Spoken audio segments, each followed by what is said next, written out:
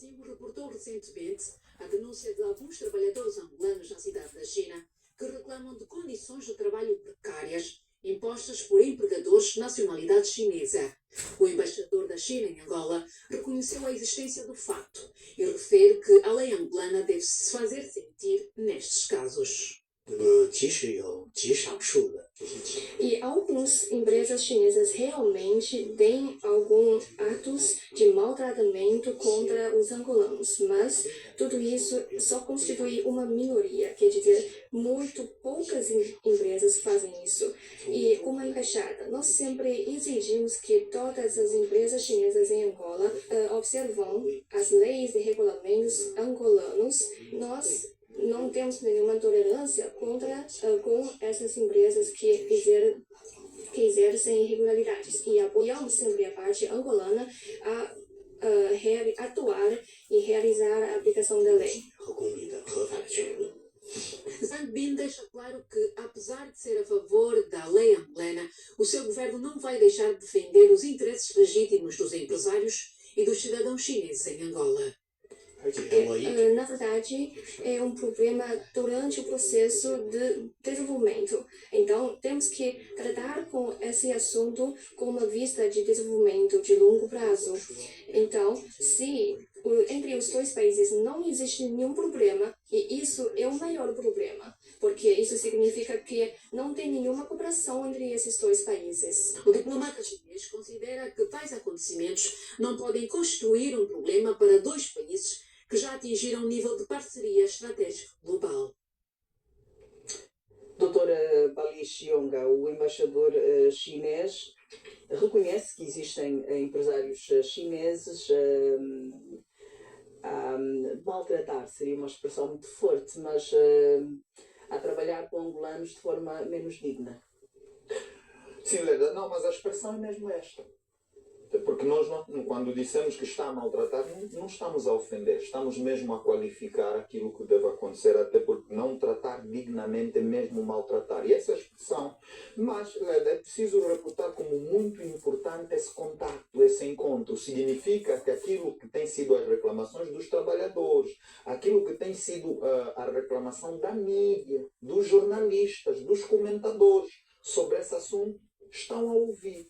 As duas partes têm de sentar e têm de tratar esse assunto ao nível institucional.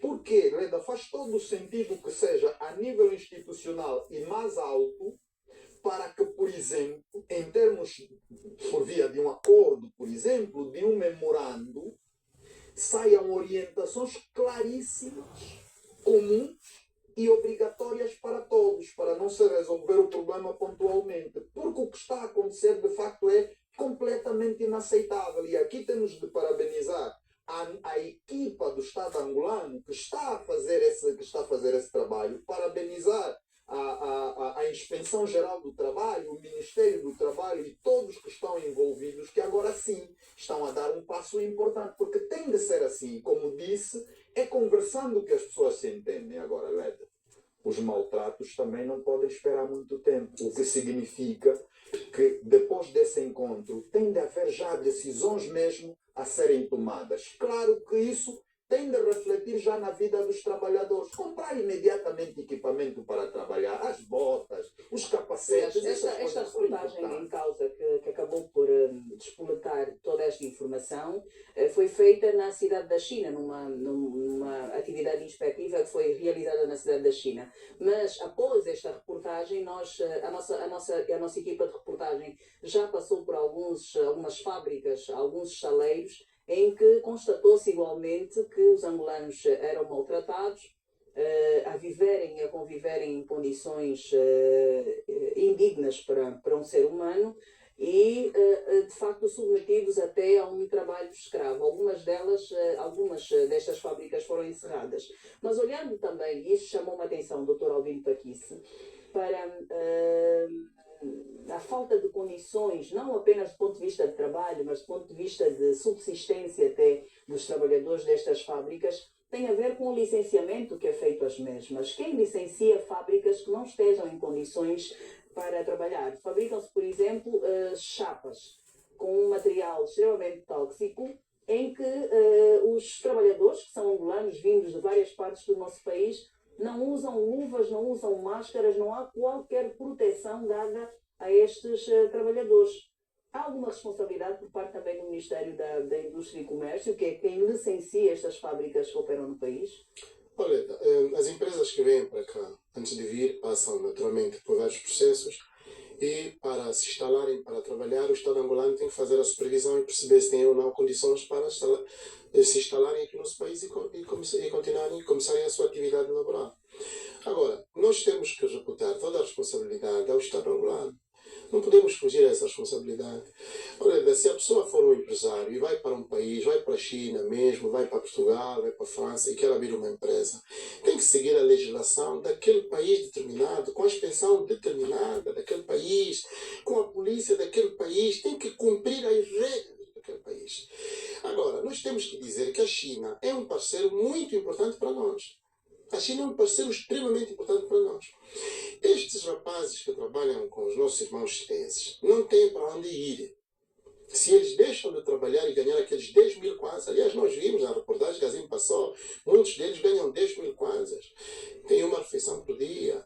Se eles deixam aquele trabalho, não têm para onde ir, não têm o que fazer. A responsabilidade é do Estado angolano. Agora, tenho que estar de acordo aqui com o meu colega de Tobali, que diz que é importante que o embaixador chinês tenha dito de facto que nós vamos pedir.